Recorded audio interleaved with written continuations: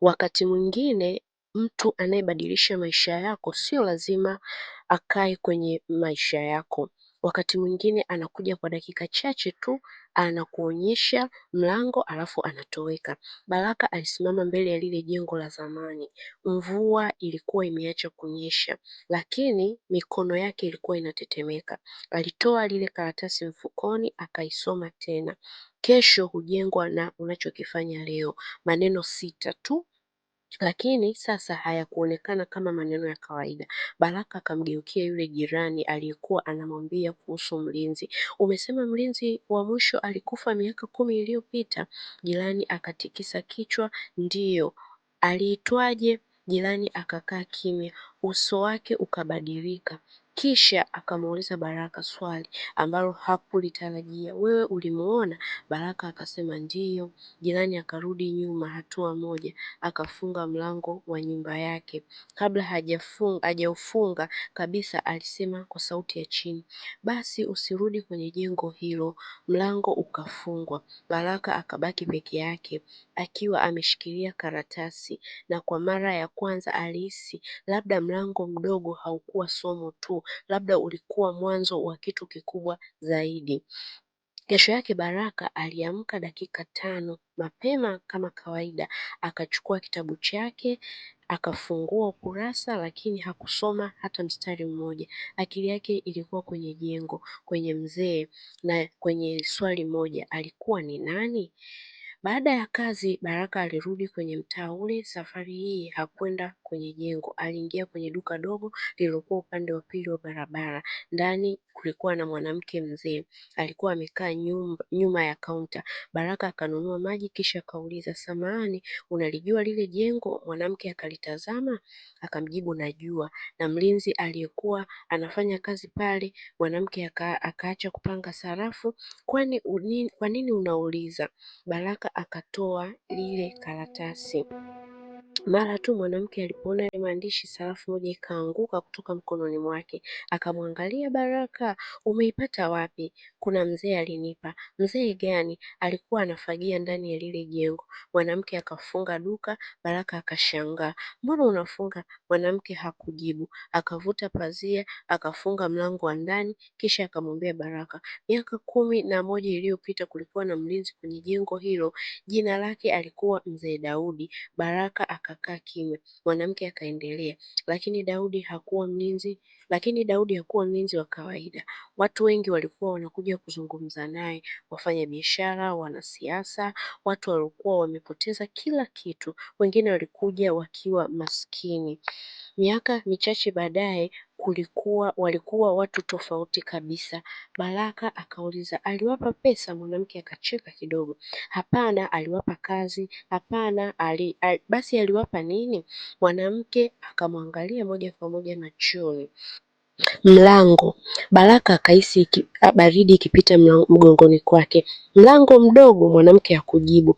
Badala yake akafungua drawer ya zamani, akatoa picha. Picha ilikuwa imechakaa. Kulikuwa na watu 7 wamesimama mbele ya lile jengo, na katikati yao alikuwa yule mzee. Baraka akasema, ni yeye. Mwanamke akavuta picha haraka kutoka mkononi mwa Baraka, kisha akasema, kuna jambo moja ambalo huelewi. Daudi hakumuonyesha kila mtu mlango. Kwa nini? Mwanamke akasogea karibu, kwa sababu watu wengi wanaomba maisha mapya, lakini hawako tayari kuwa watu wapya. Baraka akaomba kuona picha tena. Safari hii akaanza kuwatazama wale watu 7. Mama, hawa watu ni kina nani? Mwanamke akataja jina la mtu wa kwanza. Baraka akashtuka. Alikuwa mfanyabiashara maarufu sana. Akamwonyesha mwingine. Alikuwa mwandishi wa vitabu ambaye Baraka mwenyewe aliwahi kusoma kitabu chake. Mwingine alikuwa daktari. Mwingine alikuwa mwanamke aliyekuwa na kampuni kubwa. Baraka akasema hawa wote walimjua Mzee Daudi. Ndiyo, na wote walipitia mlango mdogo. Mwanamke akatikisa kichwa akasema hapana. Baraka akachanganyikiwa, lakini umesema? Nilisema Daudi aliwaonesha mlango, sikusema wote waliofungua. Kimya kikaingia ndani ya duka. Mwanamke akaonesha watu 3 kwenye picha. Hawa watu walichagua mlango mkubwa. mabadiliko makubwa. Walifanya nini? Walijaribu kubadilisha kila kitu kwa wakati mmoja. Mmoja aliacha kazi bila mpango, mwingine alikopa pesa nyingi kuanzisha biashara ambayo hakuielewa, mwingine aliamua kufanya kazi saa 10 na 8 kila usiku. Baraka akauliza, walifanikiwa? Mwanamke akasema kwa muda, kisha maisha yao yakaporomoka. Baraka akatazama picha, na wale wengine walichagua mlango mdogo, hatua moja leo. Mwanamke akamwangalia Baraka. Kila mmoja alianza na kitu kidogo sana, kiasi kidogo kwamba watu waliwacheka. Mmoja alianza kuweka pembeni sarafu chache kila siku, mwingine alianza kusoma kurasa 2 kila siku, mwingine alianza kuandika wazo moja kila asubuhi. Miaka ilipita, watu waliokuwa wanawacheka wakaanza kuuliza siri ya mafanikio. Baraka akatabasamu, sasa anaelewa. Mwanamke akatikisa kichwa, au huelewi. Tabasamu la Baraka likatoweka. Mwanamke akasema, mlango mdogo una jambo la pili. Jaribio gani? Jaribio ambalo wengi hushindwa. Mwanamke akamwambia Baraka, ni rahisi kufanya kitu kidogo unapokuwa na hamasa. Tatizo linaanza siku ambayo hutaki. Baraka hakuelewa. Mpaka siku ya 3 baadaye alirudi nyumbani akiwa amechoka sana. Bosi wake alikuwa amemfokea, alikuwa amekwama kwenye foleni, simu yake ilikuwa imeharibika, na alipofika nyumbani alipokea ujumbe. Rafiki yake wa zamani alikuwa amefungua biashara. Picha zilikuwa kila mahali, gari jipya, ofisi nzuri, wafanyakazi. Baraka akakaa kitandani akatazama maisha yake, chumba kidogo, mshahara ule ule, kitabu mezani. Akasema, hivi kweli kusoma ukurasa mmoja utabadilisha nini? Kwa mara ya kwanza baada ya miezi 2 hakutaka kufanya ile hatua ndogo. Akazima taa, akajifunika.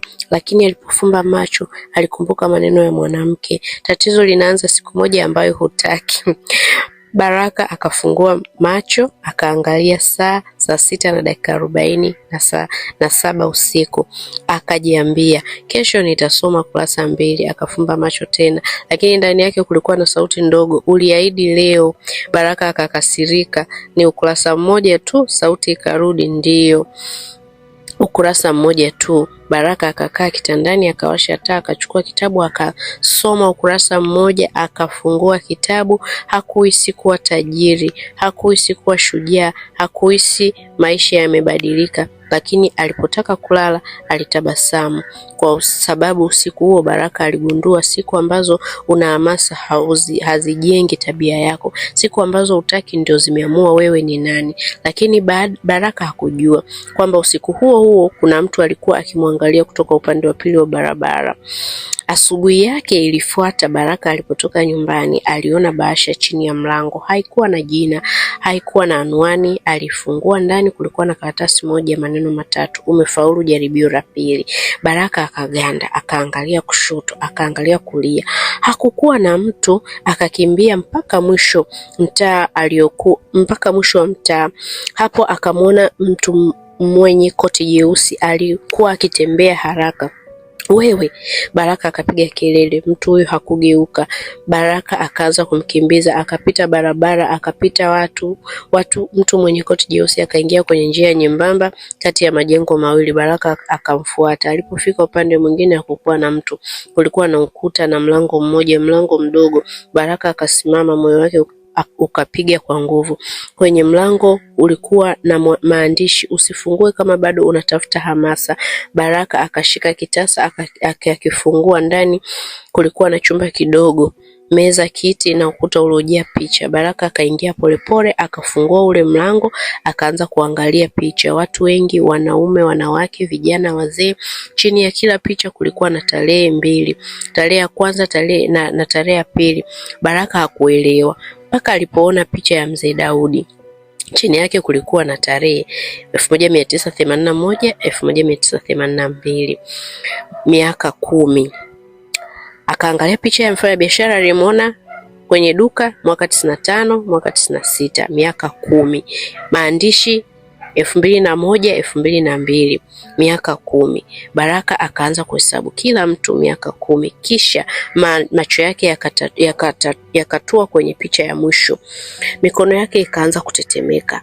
Ilikuwa picha yake picha ya Baraka, lakini hakumbuki mtu yoyote akimpiga picha hiyo. Chini yake kulikuwa na tarehe 2026, ni tarehe nyingine 2036. Baraka akarudi nyuma. Ni nini hiki? Ghafla mlango ukafungwa, taa zikazimika, Baraka akabaki gizani. Kisha sauti ikasikika nyuma yake, hatua ndogo inaweza kubadilisha maisha yako. Baraka akaigeukia ile sauti, lakini kuna kitu ambacho mzee Daudi hakukuambia. Taa moja ikawaka. Mtu mwenye koti jeusi alikuwa amekaa kwenye kiti. Baraka akauliza, wewe ni nani? Mtu huyo akasimama. Alikuwa mwanaume mwenye umri wa karibu miaka 50. Akamwangalia Baraka kisha akasema, jina langu ni Danieli. Mimi nilikuwa mtu wa mwisho kuoneshwa mlango na mzee Daudi kabla hajafa. Baraka akasogea karibu. Basi unajua kwa nini nilimuona? Danieli akasema, ndiyo, kwa nini? Danieli akamwambia, picha ya Baraka ukutani, kwa sababu muda wa miaka 10 umeanza tena. Baraka hakuelewa. Miaka 10 ya nini? Danieli akavuta kiti akamwambia, kaa. Kuna mambo matatu kuhusu mlango mdogo ambao Daudi hakukuambia. Jambo la kwanza, hatua ndogo hazikufanyi ufanikiwe moja kwa moja. Baraka akakunja uso, lakini Danieli akamkatisha. Hatua ndogo zinakufanya uwe mtu unayeweza kufanikiwa, ni tofauti kubwa sana. Baraka akakaa kimya. Jambo la pili, Danieli akasema, kadri unavyoendelea hatua zako lazima zibadilike. Ukurasa mmoja uliokufanya uanze siku moja utakuwa kisingizio chako cha kukua. Baraka akahisi maneno haya yakimpiga. Kwa miezi 2 alikuwa akijivunia ukurasa mmoja. Hakuwahi kufikiria kuongeza. Na jambo la tatu, Danieli hakujibu. Alitembelea mpaka kwenye ukuta, akatoa picha ya Baraka. Nyuma ya picha kulikuwa na maandishi. Danieli akayasoma, uso wake ukabadilika. Huwezi kuwa amefanya hivi. Baraka akasimama, akaambia, nini? Danieli hakujibu. Nini? Danieli akampa picha Baraka, akageuza. Nyuma yake kulikuwa na maneno yaliyoandikwa kwa mkono. Baraka si mwanafunzi, Baraka ndiye atakayefunga mlango.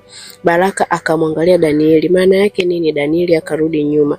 Kwa mara ya kwanza alionekana kuogopa. Akamwambia Baraka, unahitaji kuondoka, lakini ondoka sasa. Ghafla mtu akagonga mlango mara 3.